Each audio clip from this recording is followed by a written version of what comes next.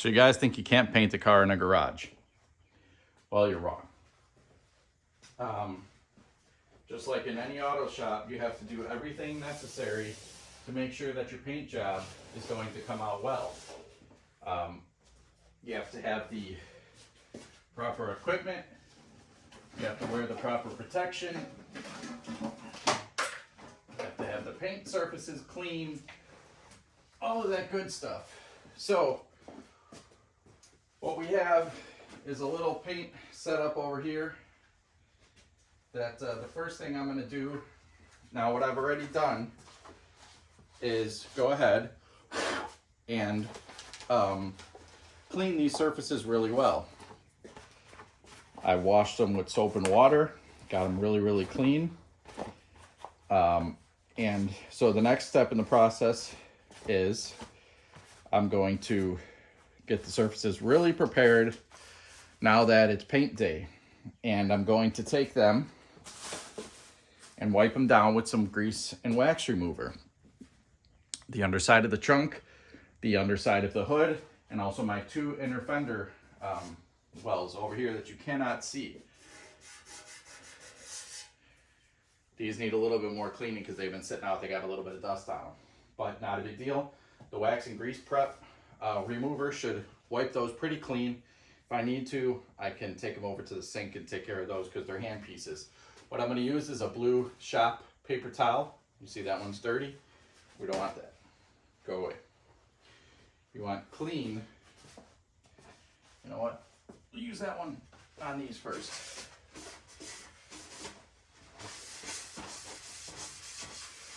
Wipe off the majority of this dirt on here. What the wax and grease remover is going to do is going to make sure there's no contaminants on your surface that can cause fish eyes and other weird things in your paint. So it's important. It's an important step. It's typically the first step in the paint process after the vehicle has been cleaned. Usually you would pull it into your area where you're going to paint. You'd start with that. Let's go ahead and get rid of this rag too. Grab a couple new ones. And just like window tint and most other things that require an extremely clean preparation area, cleanliness is a huge deal here. So the shop towels are going to be used to wipe off the wax and grease remover. You see a lot of videos where people will spray the wax and grease remover on to really coat the surface. If you have a wet rag, you can see it does the same thing. Now with the wax and grease remover, you want to make sure that as you're putting it on your surfaces, you're also wiping it off your surfaces. So you want to come behind, wipe it clean.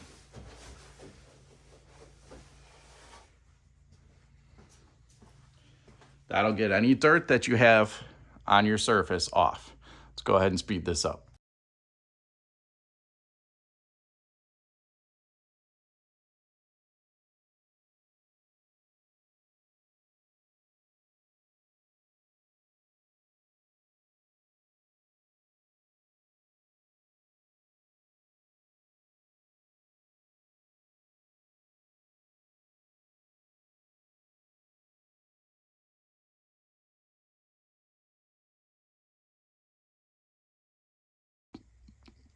Now at this point, you should feel really good about the surfaces you're about to paint. As you are wiping them down, they should feel clean, they should look clean, there should be no spots that you're unsure of at this point. I use these to wipe because they're lint free. The other thing is, if you're not perfect at that point, we're going to go back with a tack rag. So the tack rag will remove any final particles. I'll do that with gloves on. One, because the tack rags are sticky. Two, because then I can't get any contaminants from my hands onto the painting surfaces. So once I put gloves on, the first thing I'm going to do is shake up my paint really well, stir up my paint really well, get my paint ready to be mixed. Once my paint is mixed in a couple of cups, might just be 1 cup for this. Before I pour it into the gun, I will go ahead and tack everything off. When I have the paint in the gun, I will also walk over the surface and blow a little bit of air to make sure that nothing settled just in those minutes between tacking and painting. The other thing I want to mention, these surfaces, I am not too overly concerned with them because they're the underside of things. We're painting them with a single stage paint. So that's why we're not, this is aluminum. That's why we're not doing things like going over here and, you know, spraying primer to make everything even. We're going to use our first coat of, the underside of the trunk is actually really even. It had single stage paint on it. So we sanded it all down. I'm not removing things like this hose clip or this cable clip and this cable because they were previously painted. And if I ever want to put a new cable clip on there, I'll just put a new cable clip on. I'm not going to be concerned with it. Maybe I'll remove that so I can fully paint that arm if it just comes out.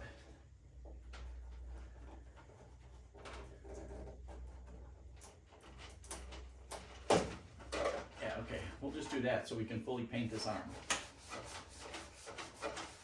That's easy enough. But our cable there has gold paint on it, so I don't really care. If I paint it white, it disappears with the arm. Same with the latch for the trunk and anything else. The hood spring and the hood latch, the same thing. They make stainless steel version, so I might replace those with the stainless steel version. At this point, I'm just gonna paint it. Again, this is the underside of things, so it's not as important as the rest of the car. I'm doing these first so that I can let them dry really good for a few days, and then I'll go back and actually tape off the edges and prime the rest of the car. That way we don't get anything on our painted undersides. So I'm gonna pause now. I'm gonna go ahead and get my paints mixed up and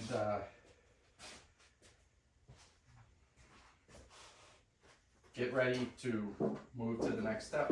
I'm also not going to be using a regulator on the gun or a dryer on the gun because it's just not necessary for this step.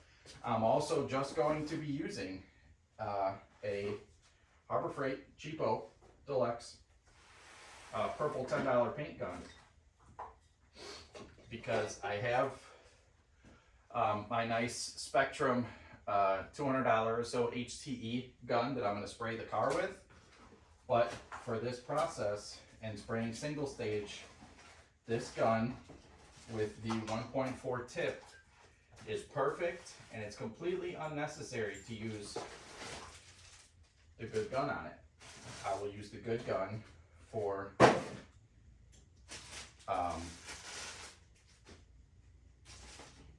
like I said, my top coat. So what I'm going to do with this gun, of course, is we will wipe it down with some wax and grease remover, and then I'll spray some thinner through the gun to clean out any grease that's in the gun from manufacturing. They just put some grease in there to make sure that, I don't know, things don't rust. Who knows? So we'll give the gun a once clean over. And then before I spray anything to the car, I will be spraying on this plywood over here so I can get my spray pattern set and make sure that there's nothing spraying out with the paint right before I paint. We're gonna do probably 3 coats. I'm gonna first do just like a 50% coverage coat, like a tack coat. We're gonna let that sit for about 15 minutes. I'll turn the fans on once that gets started. And then after I do the tack coat, I'll let it sit for 15 minutes. We'll come back, we'll spray a nice mid-wet coat to get full coverage on everything. And then we'll let that sit for 15 minutes. We'll come back, we'll spray a full wet coat. And that'll be the nice coat of paint. And then we'll spray another full wet coat. So I'll probably do like 2 50% coats to make sure that everything is covered in white. And then after that, I'll do 2 wet coats to get our nice gloss finish. So let's go ahead and I'm gonna get everything mixed up and we'll be back. So we have our fitting on our gun and we have some Teflon tape around the cup mount. I think it has a gasket, but I like to do that just in case. Just helps seal it a little better. I'll go ahead and put my gun on, or my cup on my gun. I have shaken the paint really well. I still have to come back in and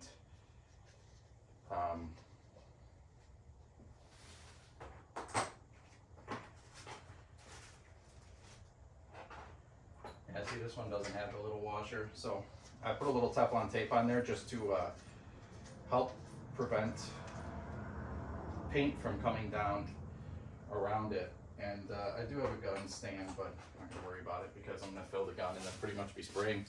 So what I'm gonna do now is, the other thing, no matter how hot it is in your garage, don't have a fan on. All you're gonna do is blow around extra air, unless you're in a paint booth that you have things sucking to the filters. If you have a fan on in your garage, I'll put one on pulling air out of the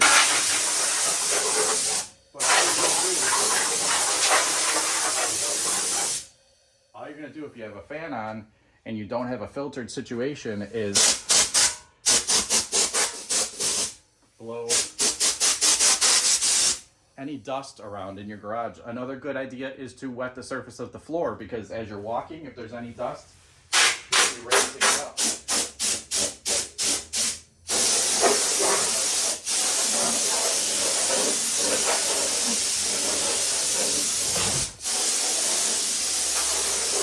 Now, I did see some dust particles when I was wiping this down my hood, so I wanted to spray this now as I continue prepping my paint and everything, so I can spray it off, get those big particles off that I saw with my eyes, give anything little a chance to settle, and then I'll get that with the tack rag.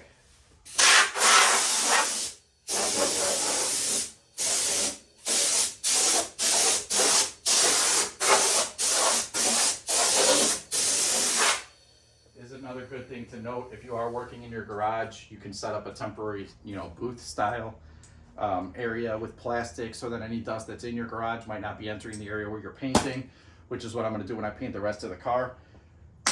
I did this past weekend when I cleaned the car, go through and hosed down my floor and blew my garage out really good with air to get the majority of the dust out. So I'm in a really good situation to paint these few things that I wanted to get painted, and then we'll worry about making a booth situation to paint the tri-stage paint on the car when we get there. So I'm gonna go ahead and mix up the rest of the paint and I'll be back.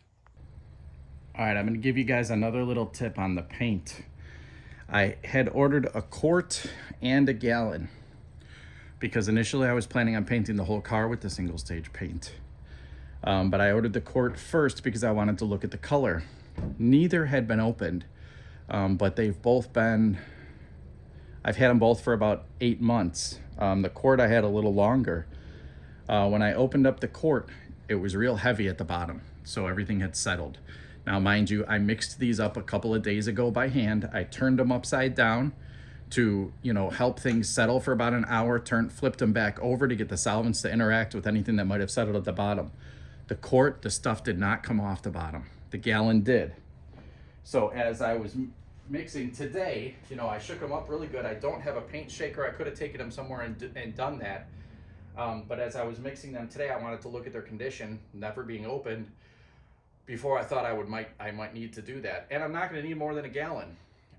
The few other things that I need to paint with the white single stage, the gallon will be more than enough. So if the quart is no good, then the quart is no good. Maybe I'll contact the company and see if they can just give me some kind of maybe credit or something for it. Who knows with that, because they sent me the wrong gallon of primer and offered me a $10 credit, and keep it when it came damaged. So not holding my hopes up on that, but either way, I have a new company to order paint from now, so I won't be dealing with them for paint. With that said, this is what you want to look for in your paint. After you shake it really well, you want to stir all the way to the bottom. Make sure there's no clumps. A lot of times there's grooves in the bottom of a gallon. I really think they should use gallons that don't have grooves. But you want to make sure there's no clumps. You want to make sure that everything's stirring really well. When you take your paint stir out, this is what you want to see. Okay, you want to see the paint run off like that. You don't want to see any clumps or any material stuck on your paint stir. And you want to make sure to put that stir sideways around the outside of the can, back and forth through the bottom of the can, to make sure that even if it goes in a paint shaker, to make sure that all of those little particulates, all of those little colors that make the color that you have were stirred up. You want to make sure that there's no swirling of any kind of color inside the color that you're looking at. And you want to make sure that you stir really well. And as you pull that paint stir out, You should have a nice consistent stream like that with nothing stuck to it, and it should finally just drip off. That lets you know your paint is shaken properly, stirred properly, and that you're ready to mix your color up. So I'm gonna go ahead and, well, let's just pour this. Let's do it. I'm only gonna mix about a cup. The other thing, you know, your paint containers, if you had those sitting in your garage, make sure that, you know, the top edge, anything that you might pour from is clean.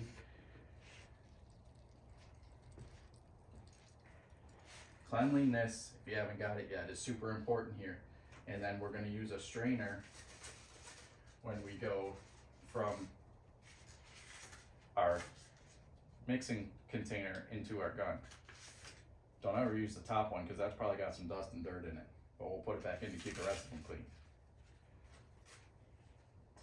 So now we're gonna mix up, this is a 2.5 quart mix. So, and this is 4 to 1. So we want 4 parts paint, 1 part hardener. And it's a gallon plus a quart of hardener. So this will make a gallon and a quart of sprayable material. So we want to look for a 4 to 1 mixing ratio on here. If they don't have it, you can look in, you know, you have your measurements here. So if you poured in 24 ounces of paint, a fourth of 24 is 6. So you would want to fill with your hardener up to your 32 ounce line.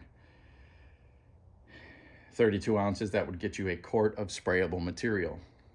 So it's pretty much, that's probably what I'll do. I'll go to 24 because 6, 12, 18, 24. So if I put 24, I want to put 1 6-ounce pour of hardener. Okay, so this just has 4 to 1 to 1. If you wanted to reduce it, 3 to 1 to 1. So again, 4 to 1 to 1 would be here. You'd pour up to 8, and then you'd pour, you know, according to the other measurements. I don't do that. I just go by the ounces measure. So I'll pour 24 ounces of paint, and then I'll pour up to the 32 ounce line with the hardener. That'll give me a full quart to spray. My cup will hold a full quart. If I go 32 ounces, 32 divided by 4 is 8. That would be 40. So this is a 4 to 1 measure. So if I fill 32 ounces with paint, then I can go to 40 with my hardener. So maybe I'll do that. Give myself a little bit more than a quart mixed up to make sure that I have enough. I can always pour in more. But so we're gonna go 32 ounces of paint, 8 ounces of hardener. This, you don't have to shake or mix or anything like that. It doesn't settle out.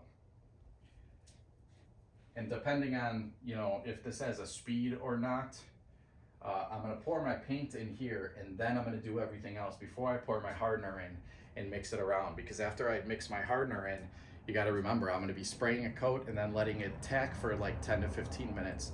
And then spraying and letting it tack for 10 to 15 minutes. So I might have a half an hour to an hour of usable paint time on that paint, but I don't wanna stretch that window by mixing now and then tack ragging and other things and cutting out half of my spray time.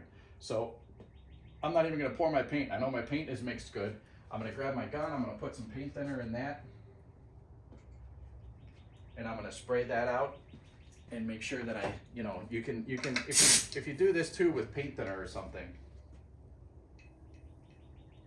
you can make sure that you have a good spray pattern, that you're not gonna leak, not gonna pour down your gun. You don't need a lot of paint thinner. And also make sure that you have set your pressure. Again, I'm not using a pressure on my gun for this setup. So we're just gonna bring this down to about 30 PSI to spray this single stage.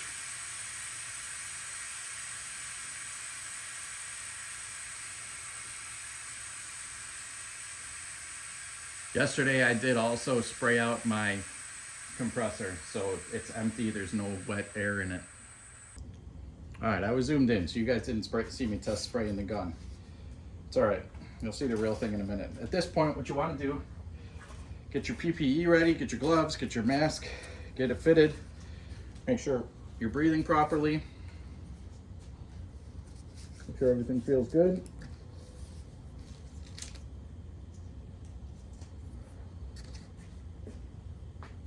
Make sure you can breathe. Make sure you're not freaking out. Get yourself ready. I'm gonna put my gloves on. I'm gonna do my tack rag. I'm gonna get my gloves on. I'm gonna do my tack rag.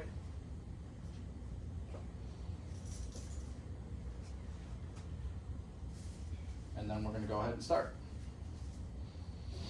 Real simple. Everything should be very clean. I have a clamp on my hose so my hose doesn't go trying to spring away from me again. My gun is ready to spray.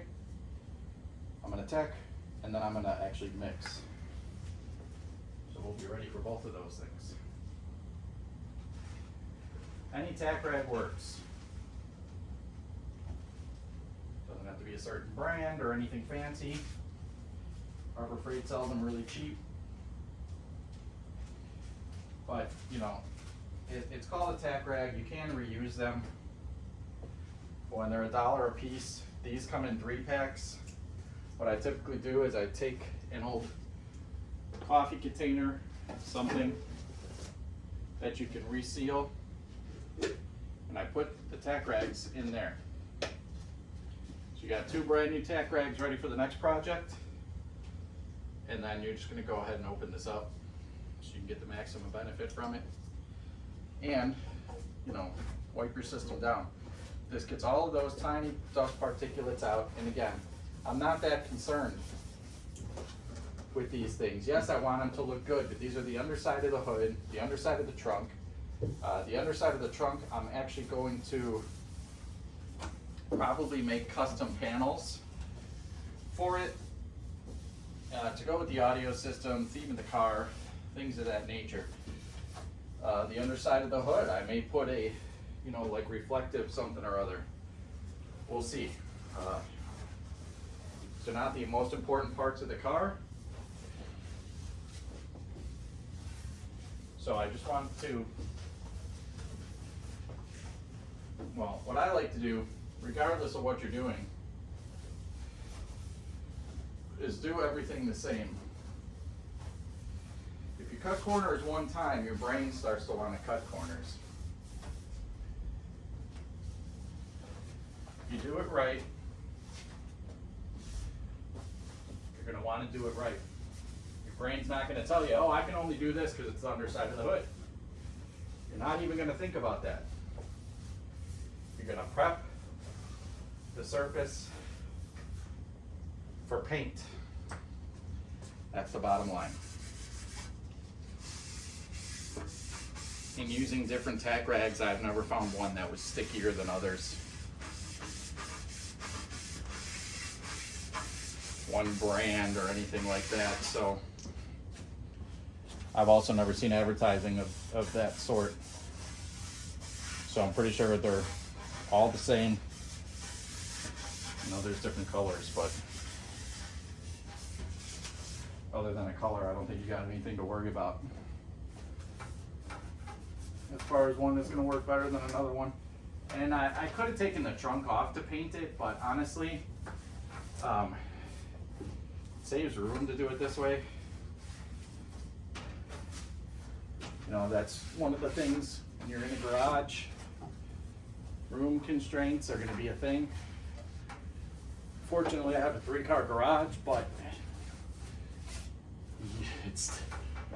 it always seems like no matter how much space you have, you never have enough.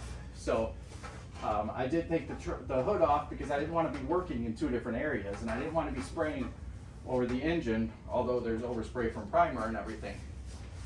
So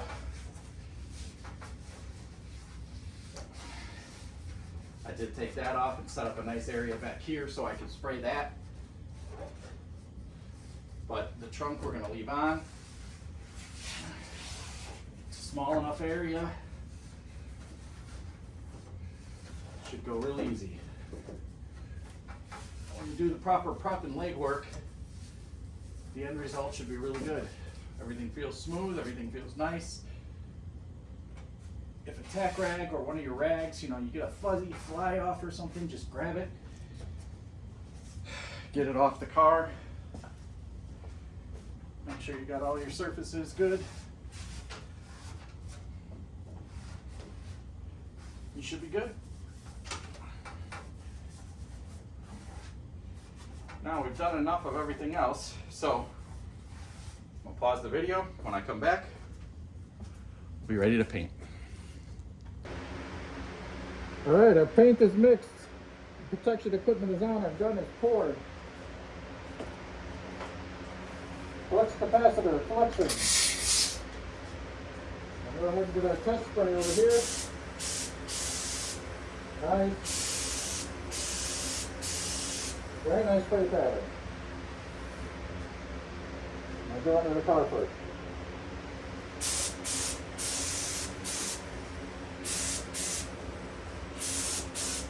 Always be mindful of your hose. This will be the only tricky part here. We'll be painting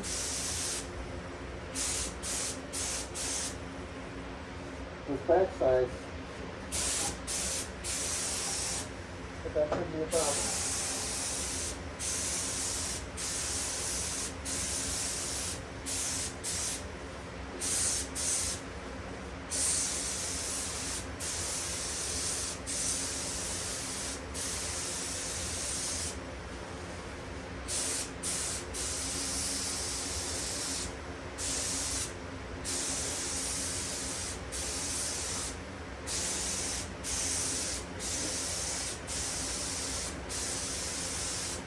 Then in this coat, I'm looking for coverage. I'm going to try to get in all my areas.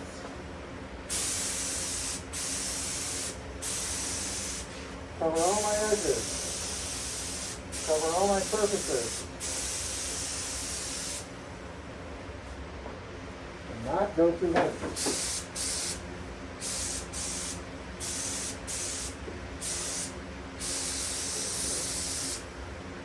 See if I have any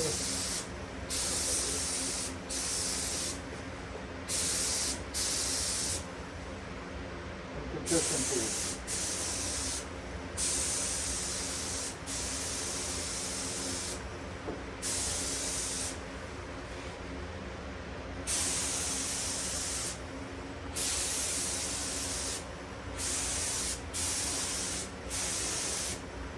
And don't drip too much out of the top of the gun.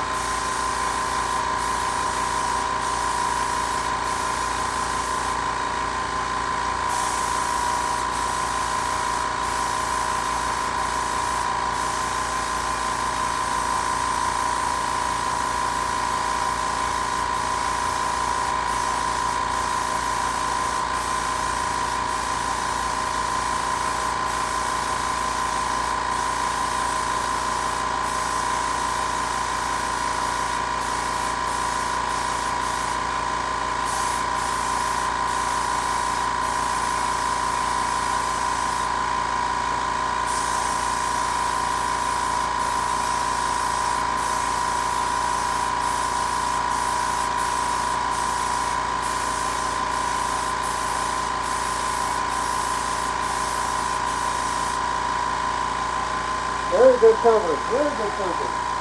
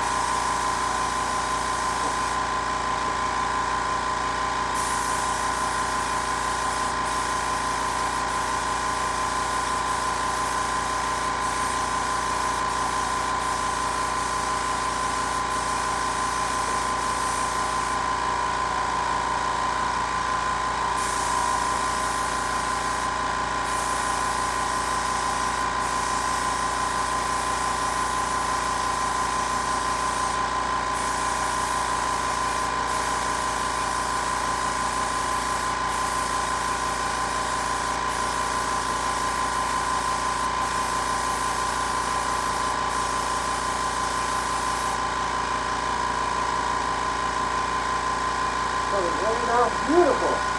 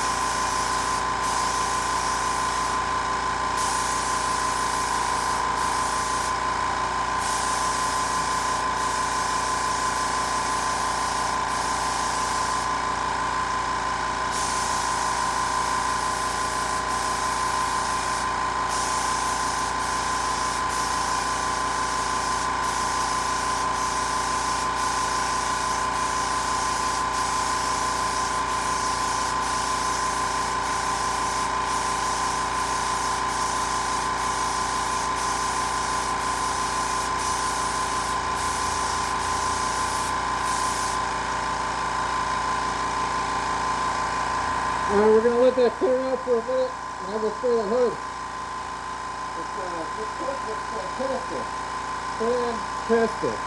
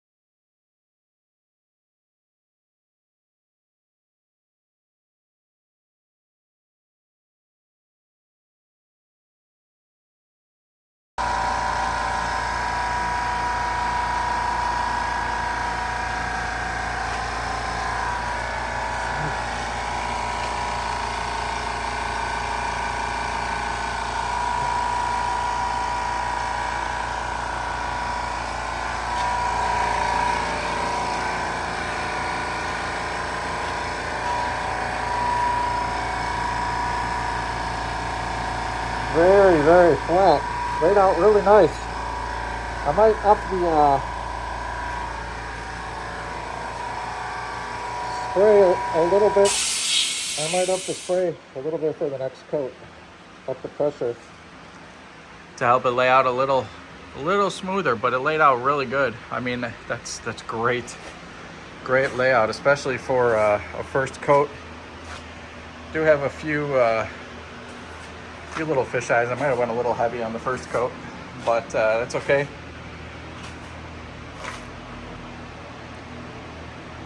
Now we'll let this set up for 15 minutes, a half an hour. I got 3/4 of a gun left that I'll use to spray these again. And then we'll mix up another batch.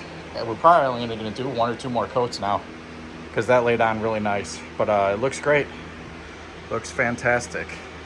The color's a nice bright white, really good, like it. So now the tricky thing to get right is to know when to spray the next coat. So how we test that is, you can look, man, it looks really good. But you check on your plastic.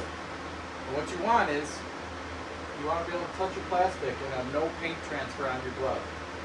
So the plastic's still tacky, but there's no paint transfer, so we're good. No paint transfer, so we're good. We're going to start over here.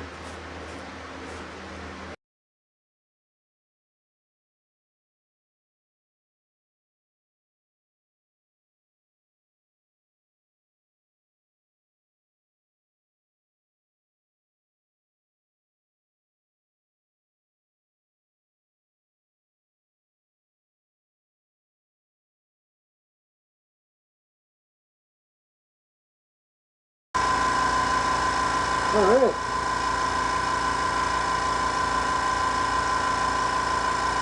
Let's just cut off in a second.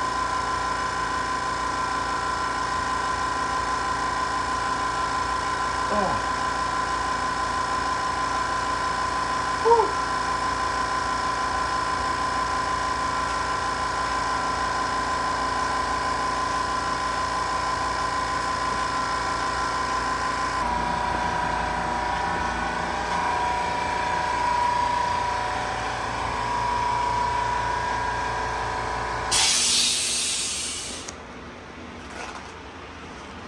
All right, guys, we got 2 wet coats.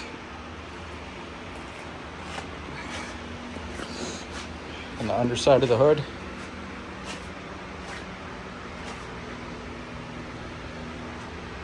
And the fender wells.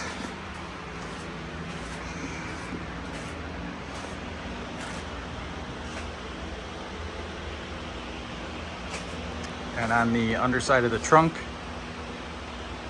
And it laid out really nice. It's only going to cure a little bit better.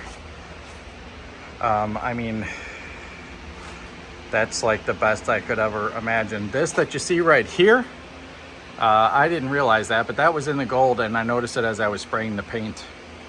I never sanded that flat. I just lightly sanded underneath the trunk here. So that is what it is. I got a little run up at the top here.